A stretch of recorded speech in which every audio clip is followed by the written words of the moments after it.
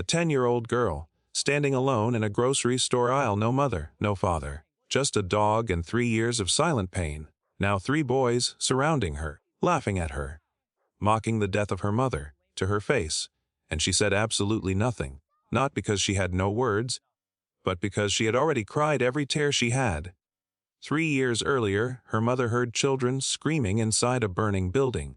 She had already escaped. She was already safe. But she heard those screams, and she went back in. She never came back out. Emma was 7 years old when she lost her mother to a fire, and now at 10 she was standing in aisle 7 of a grocery store on the exact same date, June 10th, 25 p.m., while boys laughed at her mother's grave. But they made one mistake. One terrible, unforgettable mistake. They forgot about the dog standing beside her. They forgot that Max wasn't just a pet. He was a survivor. He had seen fire, he had smelled smoke. He had already walked through hell and come back, and right now he was watching those boys, with eyes that had seen things they couldn't even imagine. But here's what I need you to understand. What happened next in that parking lot, 4 days later, June 14th, was not just shocking. It was the kind of moment that makes you question everything you believe about courage, about guilt, about what real bravery actually looks like. A car on fire, a boy trapped inside, 60 seconds, and a dog who had every single reason to walk away, but didn't. And standing in that parking lot was a fire captain who had been holding a secret for exactly 1095 days. A secret about that dog, a secret about Emma's mother, a secret that was about to change everything. What was he hiding? Why did it take on our fire, another trapped body, another life on the edge, for the truth to finally come out? I'm going to tell you everything, every single detail. But I'm warning you right now, by the time this story ends, you will never look at courage the same way again. This is Emma's story. Stay with us because this story will leave you speechless. Before we start, make sure to hit like, share, and subscribe. And really, I'm curious. Where are you watching from? Drop your country name in the comments. I love seeing how far our stories travel. At exactly 20:15 p.m. on June 10, 2025, Emma Parker pushed open the sliding doors of Greenfield Grocery. The digital clock above the entrance confirmed the time. She noticed it immediately because 3 years earlier, at the same exact time, her world had changed forever. Most customers walked in without thinking. For Emma, time mattered, dates mattered, places mattered. Aisle 7 especially mattered. She adjusted the strap of her backpack and kept her head down as she grabbed a shopping cart. 10 years old was an age when most kids laughed loudly and ran through stores asking for candy. Emma moved differently. She walked carefully. She spoke softly. Since 2022, when her mother died in a house fire while helping neighbors escape, Emma avoided attention. She avoided crowds. She avoided anything that felt unpredictable. The town called her mother a hero. Emma just called her mom. The word hero never made the loss easier. Max, her mother's German shepherd, walked calmly beside her. He stayed close, trained and disciplined, his eyes alert but steady. Emma trusted him more than she trusted most people. Aisle 7 was nearly empty when she stopped to reach for cereal. That was when she heard laughter behind her. 3 boys from school stepped into the aisle. They were older by a year but louder by far more. One of them nudged her cart with his foot. Another blocked her path casually. The third leaned closer and smirked. Still shopping alone, hero girl, one of them said. The word hero felt sharp, not respectful. Another boy laughed and added, Guess being brave runs in the family. The comment was deliberate. Emma froze. Her hands tightened around the cart handle. She didn't respond. She never did. Silence was safer. The boys mistook silence for weakness. One of them shoved the cart harder this time, wheels screeching against the tile floor. Shoppers turned briefly but looked away just as quickly. Then Max stepped forward. He positioned himself directly in front of Emma, body stiff, ears raised, eyes locked on the boys. He didn't growl. He didn't bark. He simply stood there, creating a barrier. The aisle grew quiet. At that exact moment, the automatic doors at the front of the store opened again. A uniformed police officer walked in for a routine visit. He noticed the tension immediately. He noticed the dog. He noticed Emma's expression. He walked toward aisle 7 without hesitation. The boys stepped back. One of them muttered something under his breath. The officer asked calmly, Is there a problem here? The main boy tried to laugh it off, but his voice cracked slightly. Before the officer could respond further, the boy's father rushed into the aisle, having been called by a store employee. He apologized repeatedly, promising discipline, promising it would never happen again. The officer gave a warning instead of an arrest. The boys were pulled away. Emma exhaled slowly. Customers resumed shopping. It looked like it was over. It wasn't. 4 days later, on June 14 at exactly 30:30 p.m., the boys returned to Greenfield Grocery. School had just ended for the week, and the parking lot was busy with families loading groceries into their cars. Emma walked out of the store with 2 small bags in her hands, Max moving steadily beside her. She had almost convinced herself that the incident in aisle 7 had been finished. The officer's warning had seemed serious. The father's apology had seemed sincere. But resentment does not disappear in 4 days, it waits. The 3 boys stood near a dark blue sedan parked 2 rows away. They were pretending to laugh about something on a phone screen. But their eyes followed Emma the moment she stepped outside. One of them reached into his backpack and pulled out a small box of fireworks. They were left over from an upcoming Independence Day celebration. The main boy struck a lighter and grinned. "Let's see how brave that dog really is," he muttered. Emma heard the flick of the lighter before she understood what they were doing. A sharp crack echoed as the first firework popped against the pavement a few feet from Max. The sound exploded across the lot. Max flinched but did not run. Another firework sparked closer, hissing loudly. Shoppers turned their heads. Some shouted for them to stop.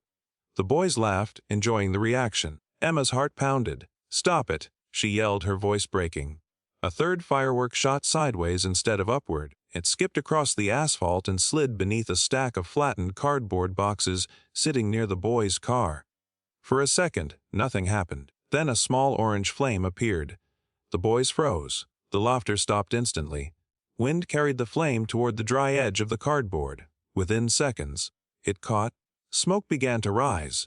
One of the boys panicked and opened the car door, trying to move the vehicle, but another firework burst unexpectedly near the tire. He stumbled, dropped the keys, and tripped halfway inside the back seat. Flames crawled faster than anyone expected. Smoke thickened around the car door. The trapped boy began coughing violently. Pride disappeared. Panic replaced it. The other 2 boys shouted for help, pulling uselessly at the door while smoke poured into the vehicle. Emma dropped her grocery bags. "Someone call 911, she screamed. People stepped back in fear of the growing fire. Sirens were not yet audible. Time felt slower than it was. Max did not wait. He lunged forward through the smoke before Emma could grab his collar. The heat intensified near the car. Smoke burned his eyes, but he kept moving. He barked loudly, sharp and commanding, drawing attention to the trapped boy.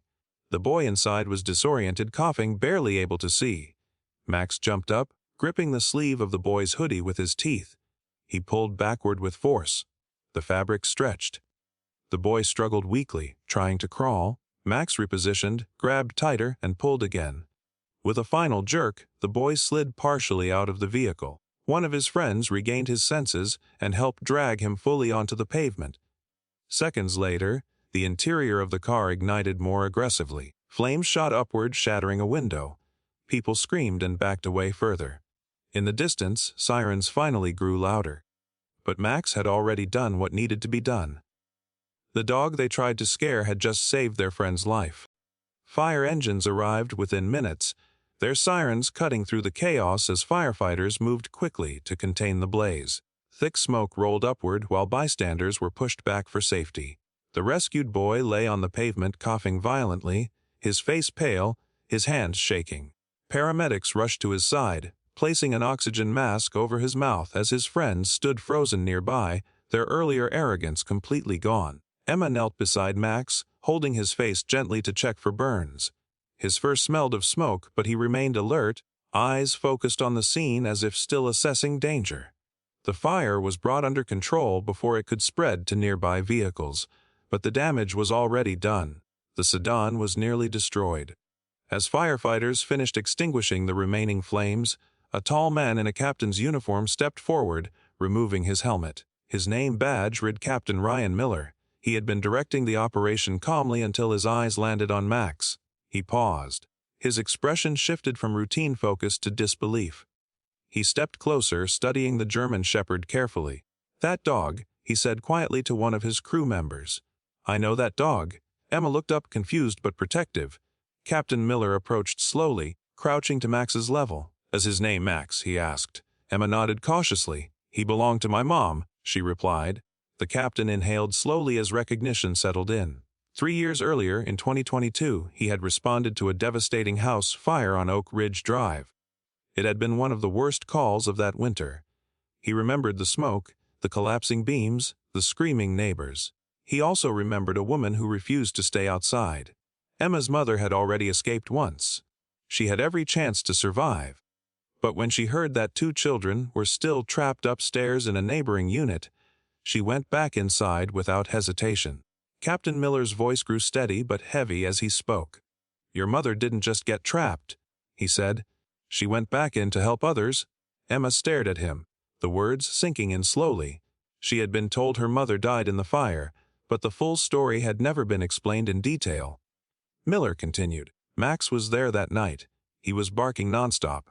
He kept running toward the staircase, guiding us. If he hadn't alerted us, we might not have found the 2 children in time." The surrounding firefighters grew quiet. Even the boys who had caused the fire stood listening. Emma felt her chest tighten. Her mother had not died in confusion or accident. She had chosen to go back.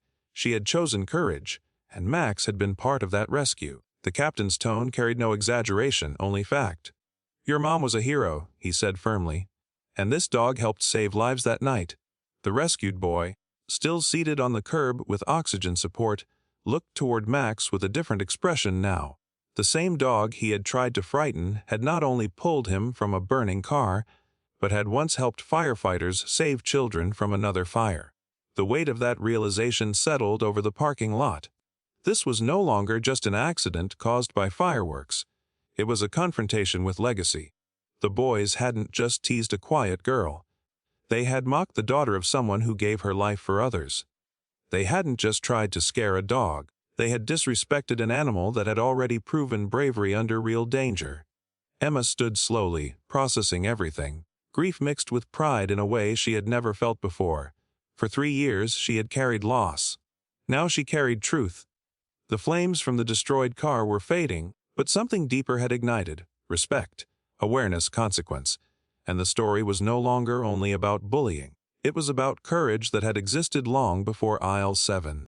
News of the parking lot fire spread quickly through Greenfield. By the next morning, nearly everyone in town knew what had happened outside the grocery store. They knew about the fireworks. They knew about the burned car. And most of all, they knew about Max running into the smoke to pull a boy to safety. What many didn't know yet was the full history Captain Miller had revealed. 4 days later, on June 18, the owner of Greenfield Grocery organized a small community gathering in front of the store. It wasn't announced as a public spectacle, but word traveled fast. By 100 p.m., neighbors, store employees, and several local officials stood in a loose semicircle near the entrance. The 3 boys stood at the front with their parents beside them. None of them looked comfortable. Emma arrived quietly with Max at her side. She didn't expect applause. She didn't want attention. But this time, when people looked at her, their expressions were different. There was no pity. There was respect. The store manager began by addressing the crowd calmly.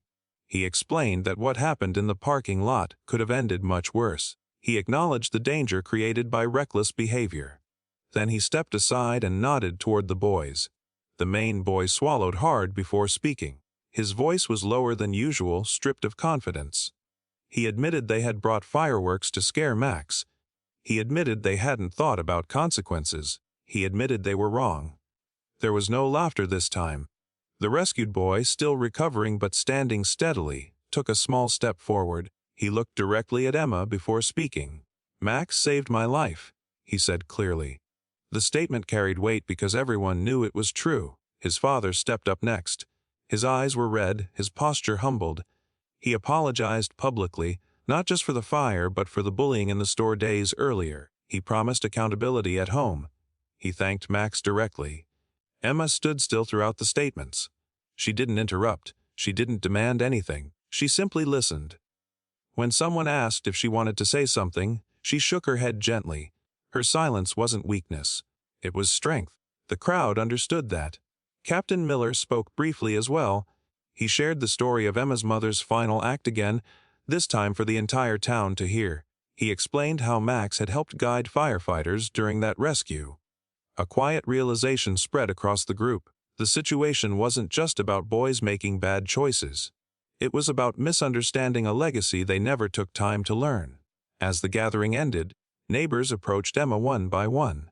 Some offered quiet words of support. Others simply nodded respectfully. For the first time in a long time, Emma did not feel invisible. It seemed like peace had returned. Accountability had happened. Truth had been shared. But beneath the surface, not everyone was ready to let the story settle. And the calm that followed would not last as long as anyone expected. The fire in the parking lot had been extinguished, the damaged car removed, and the apology made in front of the community. For a few days, Greenfield felt stable again. Emma returned to school the following Monday with Max walking beside her as usual before classes began. At first, nothing seemed different. A few students even nodded at her with quiet respect. But by lunchtime, whispers had already started. Rumors move faster than facts, and they rarely wait for verification. One student claimed that Max had lunged aggressively before the fireworks were lit. Another said the dog had bitten the rescued boy during the chaos. By the end of the day, the story had shifted completely in certain circles. According to some parents, the fire wasn't the real issue. The real issue, they argued, was a dangerous dog in public spaces. Emma first heard the accusation directly on Tuesday morning when a classmate asked, "Is it true your dog attacked someone?" The question felt like a punch. She didn't respond immediately because she didn't know how to respond to something so false. By Wednesday, 2 parents had contacted the school administration expressing concern about Max being near children. One demanded that the dog be banned from public areas entirely. Another suggested that animal control evaluate him. Emma overheard part of a conversation between teachers discussing liability. The word echoed in her mind long after school ended. It felt like 2022 all over again. That same feeling of losing control. That same sense of being watched, judged, misunderstood. She had just begun to feel pride in her mother's legacy. Now it felt like something else was being taken from her. At home that evening, she sat on the living room floor beside Max, running her fingers through his fur. He rested his head on her lap, calm and unaware of the storm forming around him. Emma's father had passed years earlier, so her aunt, who lived in a nearby town, handled legal matters when necessary. When Emma told her about the rumors, her aunt's voice turned serious. She assured Emma they would not let false claims damage Max's record. Still, fear settled in. Rumors don't need proof to cause damage. They only need repetition. By Thursday, a small group of parents had started an online petition demanding restrictions on Max. The rescued boy remained silent publicly, still recovering physically and emotionally. His silence created space for speculation. Some interpreted it as confirmation of the rumors. Emma felt isolation creeping back. At recess, she sat alone again the way she had after her mother died. The same pattern was repeating. Tragedy, attention, silence, distance. The difference this time was that Emma did not withdraw completely. She didn't lash out either. She chose patience. She remembered Captain Miller's words. Truth is steady. It doesn't panic. On Friday afternoon, the school principal called Emma's aunt for a meeting scheduled the following week. Concerns would be discussed formally. The situation had escalated beyond whispers. That night, Emma lay awake longer than usual. Losing her mother had been unbearable. The idea of losing Max because of lies felt just as frightening. But deep down, she held on to one fact that mattered more than rumors. The parking lot had cameras. The truth existed somewhere on video. It hadn't surfaced yet. But it would. And when it did, everything would change again. By the beginning of July, tension in Greenfield had grown noticeably. The online petition regarding Max had gathered more signatures than Emma expected. Some parents insisted they were simply prioritizing safety. Others repeated claims that had no evidence behind them. The school board scheduled a formal review for July 5 to discuss whether restrictions should be placed on Max in public areas. Emma's aunt attended every conversation calmly, requesting facts instead of opinions. Meanwhile, the rescued boy's family remained unusually quiet. That silence continued to fuel speculation. On July 3 at 11:00 a.m., the owner of Greenfield Grocery made an official announcement on the store's social media page. After consulting with local authorities, he confirmed that security footage from June 14 would be released publicly that afternoon. The decision came after repeated misinformation began affecting both Emma and the store's reputation. At exactly 20:00 p.m., the video went live. Within minutes, it was shared across community pages. Residents gathered around phones and computers to watch the footage from multiple camera angles. The first clip showed Emma exiting the store calmly with grocery bags in her hands. Max walked beside her on a loose leash, not pulling, not reacting aggressively to anyone nearby. The second camera showed the three boys standing near their car. The footage clearly captured one of them removing fireworks from a backpack. There was no sign of provocation from Emma or Max. The third angle showed the moment the fireworks were lit and thrown toward the pavement near the dog. The sound startled Max, but he did not charge at anyone. Instead, he stepped closer to Emma protectively. Then the camera captured the fire igniting beneath the cardboard near the car. The sequence unfolded exactly as witnesses had described. Smoke thickened. One boy attempted to move the vehicle and became trapped. The most critical moment followed. The video clearly showed Max breaking from Emma's side and running directly into the smoke-filled area near the car door. There was no attack, no aggression, only urgency. The footage displayed Max gripping the boy's sleeve and pulling him backward. The boy was visibly disoriented, coughing heavily. Another angle showed the two remaining boys dragging their friend fully away from the vehicle, while Max continued barking toward the car, drawing further attention. The final frames showed flames intensifying seconds after the rescue. The timeline was undeniable.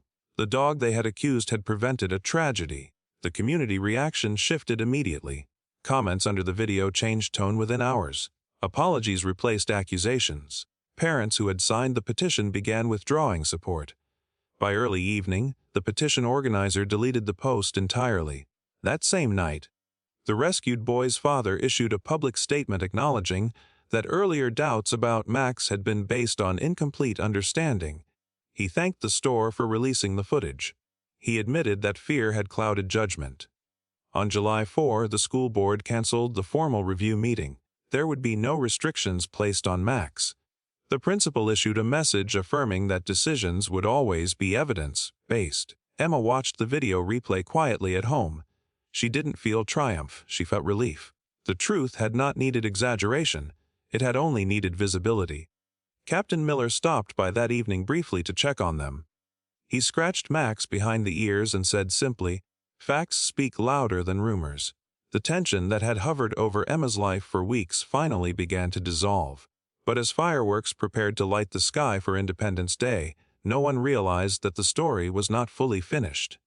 Another test was waiting, and it would arrive sooner than expected. On July 4, Greenfield Grocery hosted a small Independence Day event in the open space beside the parking lot. After everything that had happened, the store owner believed the gathering would help restore a sense of unity in the community. There were simple decorations, a few food tables, and a short safety presentation organized by Captain Miller and the local fire department. By 6:30 p.m., families had begun arriving with lawn chairs and small flags.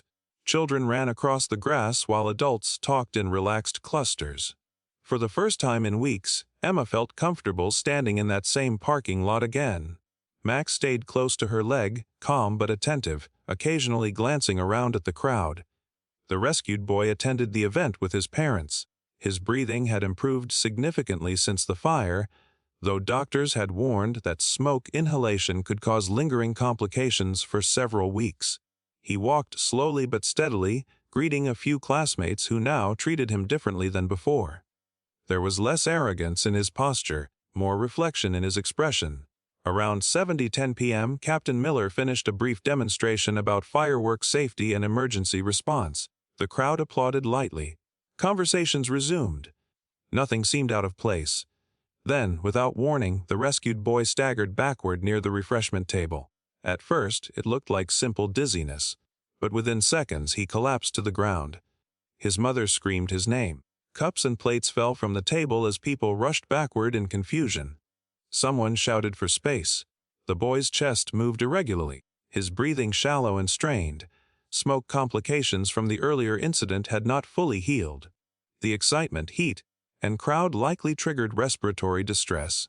Panic spread quickly through the gathering. Several adults attempted to recall basic first aid steps but hesitated under pressure. Captain Miller reacted instantly, pushing through the crowd and kneeling beside the boy. He checked his pulse and instructed someone to call emergency services immediately. Time compressed into seconds that felt much longer. Emma stood frozen for half a moment before Max pulled forward on his leash. The dog barked sharply, repeatedly, refusing to remain still. His focus locked onto the boy's face. Emma released her grip slightly, and Max moved closer, circling once before positioning himself beside the boy's shoulder. He barked again, louder this time, drawing full attention to the severity of the situation. The boy's eyes fluttered weakly. Captain Miller instructed someone to bring water and keep the area clear.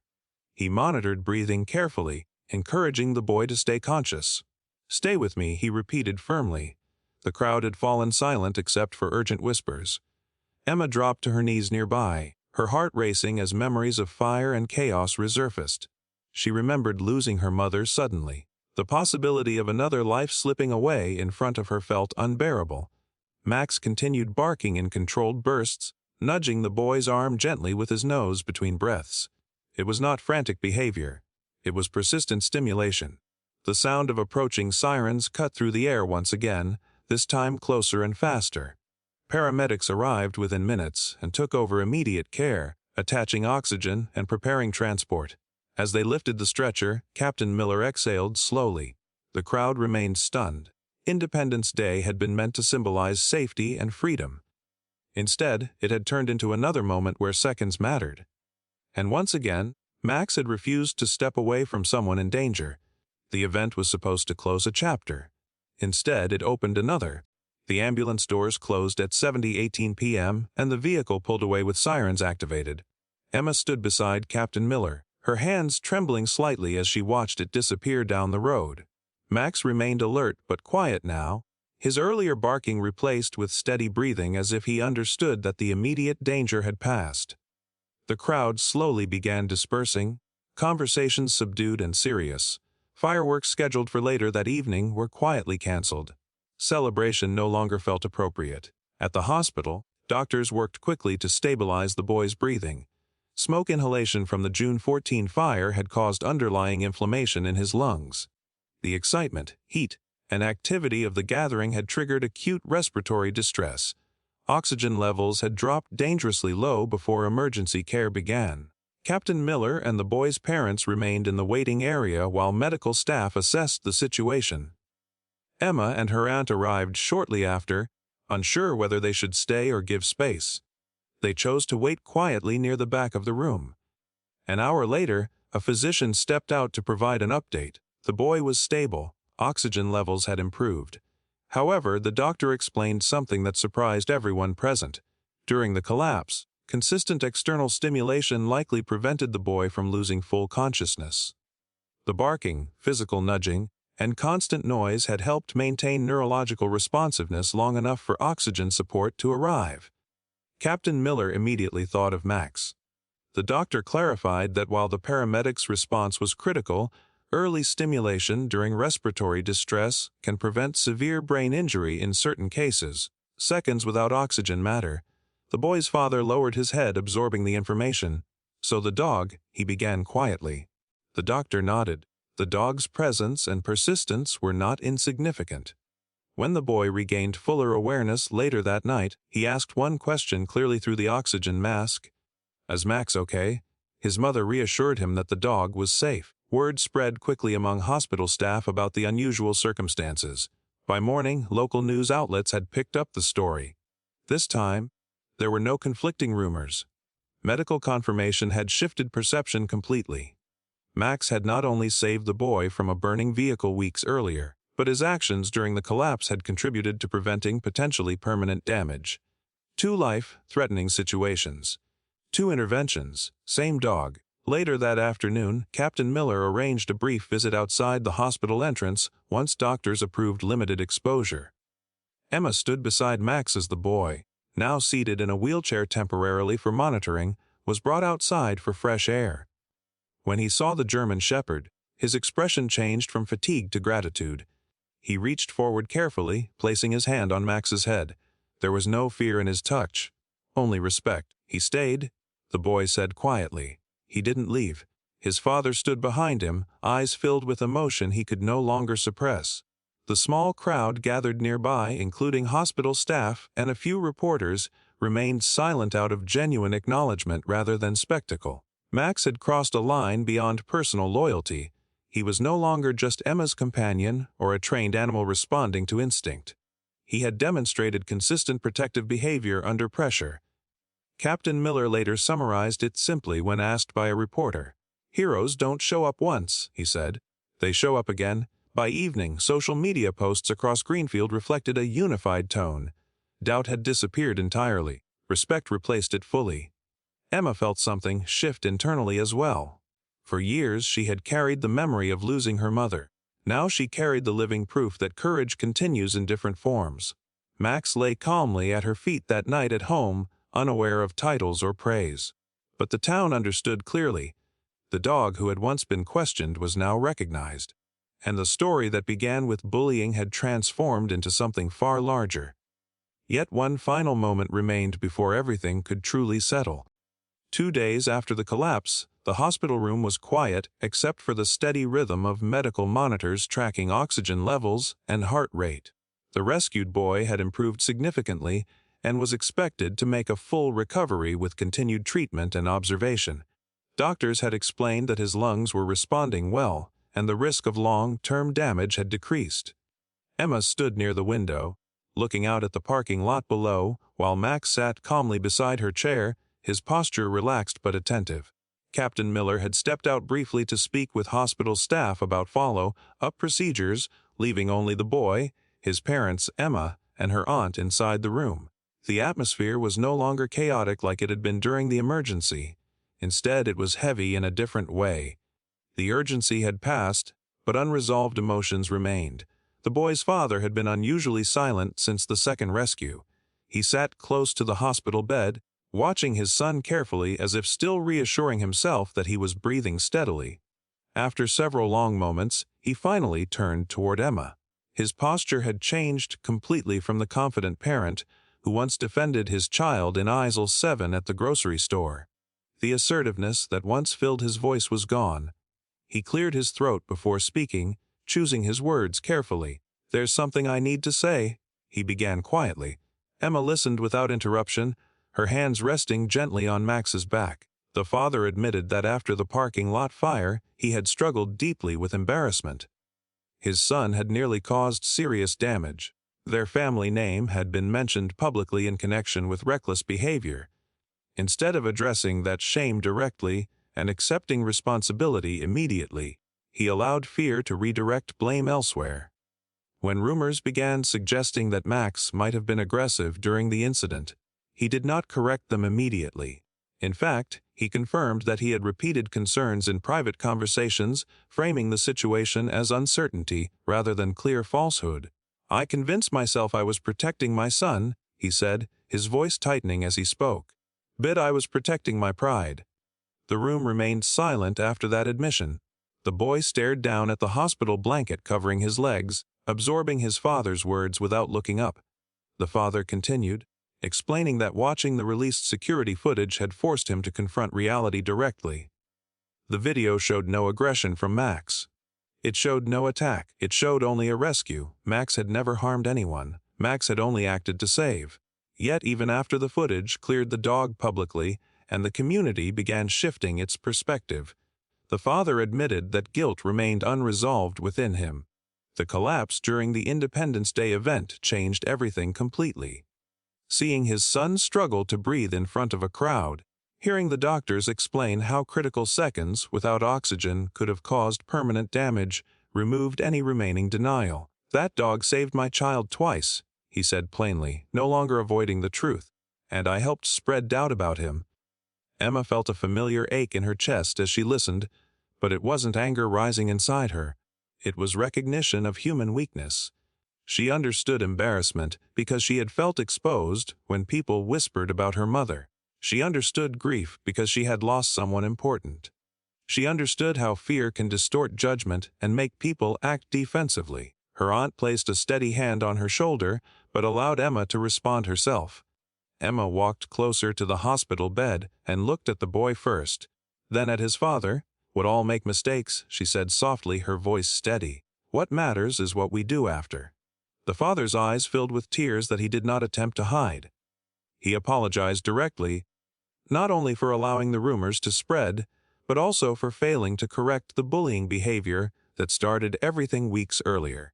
He acknowledged openly that leadership begins at home, and that he had failed to model accountability at first. Captain Miller re-entered the room quietly during the final part of the conversation and stood near the doorway, listening without interrupting. The confession did not erase what had happened. It did not undo the anxiety Emma endured while petitions circulated or while her dog's reputation was questioned, but it changed the direction of the story in a way that consequences alone could not. Forgiveness entered the room, not as a dramatic gesture but as a deliberate decision. Emma did not demand punishment or humiliation. She chose clarity instead. "Max doesn't hold grudges," she added gently, resting her hand on the dog's back again. "He just shows up when someone needs help." The simplicity of that statement settled deeply into the quiet space. The boy reached forward again, this time stronger than before, and wrapped his arms carefully around Max's neck in a brief but meaningful hug. The father exhaled slowly as if releasing something heavy he had been carrying since June 10, the day everything started again at 20:15 p.m. in aisle 7.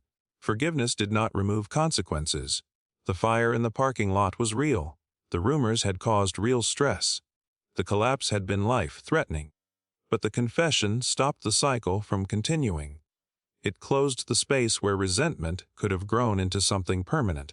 As Emma and her aunt prepared to leave the hospital that evening, Captain Miller walked beside them down the hallway. The lighting was bright and clinical, but the atmosphere felt lighter than when they had arrived days earlier. "That was bigger than a rescue," he said quietly, recognizing that emotional courage can matter as much as physical bravery. Emma nodded in agreement. She understood now that courage sometimes looks like running into fire without hesitation. Other times, it looks like standing still and admitting fault when pride would be easier. The hardest fire to extinguish is guilt because it burns internally and spreads quietly. And in that hospital room, through honesty and forgiveness, it had finally been addressed. One final chapter remained before the story would come full circle. On June 10, 2026, at exactly 20:15 p.m., Emma Parker walked once again through the sliding doors of Greenfield Grocery. The digital clock above the entrance displayed the time clearly, just as it had 1 year earlier. She noticed the numbers immediately. 1 year ago, that same time had marked the beginning of another turning point in her life. This time, however, she did not lower her head or hesitate near the entrance. She walked steadily, shoulders straight, Max moving calmly at her side with the same disciplined focus he had always shown. The automatic doors closed behind her, and the familiar hum of the store felt different. Not because the building had changed, but because she had. A small crowd had gathered near aisle 7, though it was organized and intentional rather than chaotic. There were no whispers, no tension, no uncertainty. The store owner had arranged a quiet dedication ceremony to mark 1 year since the events that changed the town, and word had spread respectfully rather than dramatically.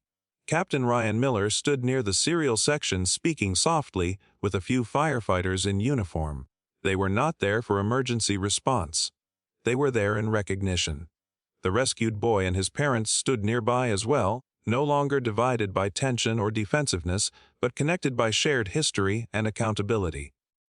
The 3 boys who'd once bullied Emma were present too, but they stood differently now. Their posture reflected maturity rather than arrogance. Over the past year, they had participated in community service projects organized by the fire department. They volunteered at safety awareness programs, helped distribute fire prevention brochures at local schools, and assisted during public events where emergency preparedness was discussed openly. Their actions did not erase the past, and no one pretended they did, but those actions demonstrated growth that could not be ignored. At exactly 20:15 p.m., The store manager cleared his throat and invited everyone's attention to a plaque mounted at the end of aisle 7. The timing was deliberate. The polished metal plate carried simple engraved words, "Courage saves lives. Forgiveness changes them." Beneath the inscription were 2 names. Emma's mother's name appeared first, honoring her sacrifice during the Oak Ridge Drive fire 3 years earlier, when she had gone back inside a burning home to help neighbors escape. Below it was Max's name, recognizing his role in both rescues, first during that original house fire when he helped guide firefighters toward trapped children, and later in the parking lot and during the medical emergency that followed. The crowd remained silent for several seconds after the plaque was unveiled. There was no dramatic applause and no exaggerated reaction, only acknowledgement. The silence itself carried meaning. Captain Miller stepped forward briefly. He spoke about accountability, about second chances, and about the responsibility communities share in shaping their future. He did not exaggerate events or dramatize details. He stated facts clearly and directly. "This aisle represents more than groceries," he said. "It represents choices." His voice was steady, and the message required no embellishment. The rescued boy approached Emma afterward. He no longer carried the insecurity or arrogance that once defined him in school hallways. His recovery over the past year had been physical and personal. "Thank you," he said simply, his tone sincere and unforced. Emma nodded. No long speeches were necessary between them. Growth had already been demonstrated through consistent actions over the past 12 months. The father who once spread rumors stood beside them and offered a handshake to Emma's aunt. There was no hesitation in the gesture and no tension beneath it, only respect and an understanding that accountability had reshaped his perspective as well. Max lay calmly at Emma's feet during the ceremony, uninterested in attention, alert but relaxed. He did not respond to praise or shift under the cameras of a few local reporters who documented the event. Some younger children approached cautiously to pet him under supervision, guided by their parents who once signed petitions questioning his safety. Now those same parents encouraged their children to learn about fire safety from the very dog they had doubted. The change in attitude was not loud or dramatic. It was steady and visible. After the gathering concluded, people dispersed gradually, returning to normal routines. The firefighters shook hands and exited through the front doors. The store manager returned to his register. Conversations softened into ordinary tones. Emma remained in aisle 7 for a moment longer. She looked at the plaque again, reading the words carefully, then down at Max. 1 year earlier, she had entered this store carrying grief, fear, and uncertainty about how the town saw her and her mother's legacy. Today, she stood with confidence that did not need validation. The story that began with bullying had passed through fire, rumor, confession, and redemption. It had tested patience at every stage. It had tested character under pressure. It had revealed truth repeatedly, sometimes slowly, sometimes suddenly. Captain Miller paused beside her before leaving the aisle. "Full circle," he said quietly, not as a dramatic statement but as a simple observation. Emma agreed with a small nod. There was nothing more to add. At 20:16 p.m., she turned her cart toward the checkout line, Max rising smoothly to follow. The ordinary routine of life continued around her as customers selected groceries and cash registers beeped. Nothing about the store appeared extraordinary from the outside. But something lasting remained in that aisle. Courage had saved lives more than once. Forgiveness had changed them permanently. The plaque would stay mounted on the wall, but the deeper change existed in the people who stood there that day. Emma understood now that bravery takes more than one form. Sometimes it means running toward danger. Sometimes it means standing still when rumors spread. And sometimes, the bravest act of all is choosing not to carry bitterness forward, even when you have every reason to hold on to it.